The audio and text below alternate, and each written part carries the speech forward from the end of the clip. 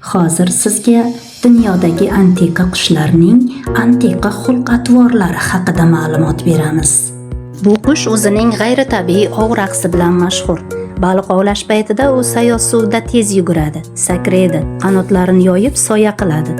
Bu soya suv yuzasidagi yaltirashni kamaytiradi va qushning baliqlarni yaxshiroq ko'rishiga yordam beradi. U asosan Markaziy Amerika, Karib dengizi havzasi, Meksika va AQShning janubiy qirg'oqlarida uchraydi. U asosan sho'r suvli va qirg'oq bo'yi hududlarida yashaydi. Chiroyli pati uchun ko'p ovlanganligi sababli qirilib ketish xavfi ostida turibdi.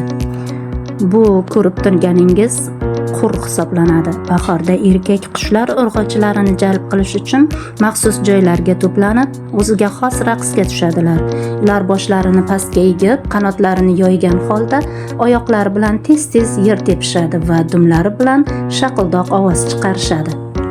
Bu ajoyib qush in boyo'g'lisidir.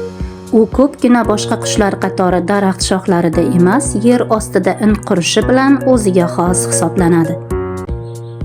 Uning inglizcha nomi kelder deb qichqiradigan baland va o'ziga xos ovozi tufayli kelib chiqqan. Agar yirtqich uning uyasiga yaqinlashsa, u o'zini qanoti singan holatda ko'rsatib, yirtqichni uyasidan uzoqroqqa chalg'itib olib ketadi va keyin to'satdan uchib ketadi. Bu antiqa qushning nomi ilon qush. Uning bo'yni uzun bo'lib cho'zilganda ilonni eslatadi. Suv ostidagi baliqlarga tumshug'ini sanchib ovlaydi. Bu Osiyo jannat pashshaxo'ri yoki jannat qushidir. Nihoyatda go'zal ekanligi bilan tabiatga chiroy baxsh etadi. Bu ajoyib raqsga tushayotgan qush katta lafarina hisoblanadi.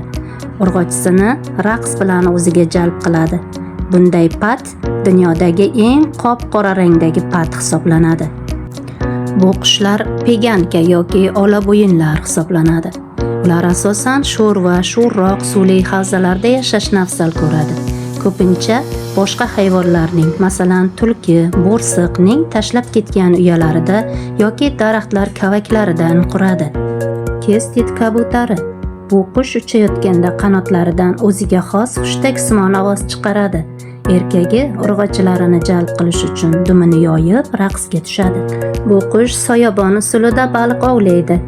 U sayoz suvda qanotlarini boshi uzra yoyib, xuddi soyabon kabi soya hosil qiladi. Buning ikkita foydasi bor. Birinchisi, suv yuzasidagi quyosh nurining aksini yo'qotib, suv ostini yaxshiroq ko'rish imkonini beradi. Ikkinchisi, kichik baliqlar bu soyani o'simliklar soyasi deb o'ylab, yashirinish uchun uning ostiga kirishadi. Aytmoqchi, bu qushning nomi qora qarqar. Katta preriya tovug'i. Bahorda erkak tovuqlar urg'ochilarini jalb qilish uchun maxsus maydonlarda to'planib, oyoqlarini yerga urib raqsga tushishadi. Quloqsimon patlarini tiklashadi va bo'yinlaridagi qopchalarini shishirib, ovoz chiqarishadi. Ko'rib turganingiz o'rmon loyxo'ragi. Qush yurganda tanasini ritmik ravishda oldinga va orqaga siljitadi.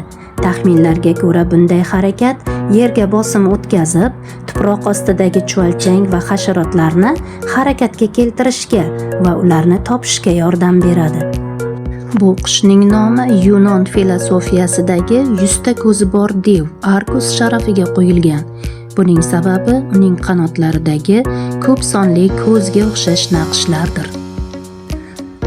Reeves qirg'ovuli Guinnessning rekordlar kitobiga dunyodagi eng uzun tabiiy quyruq patiga ega qush sifatida kiritilgan.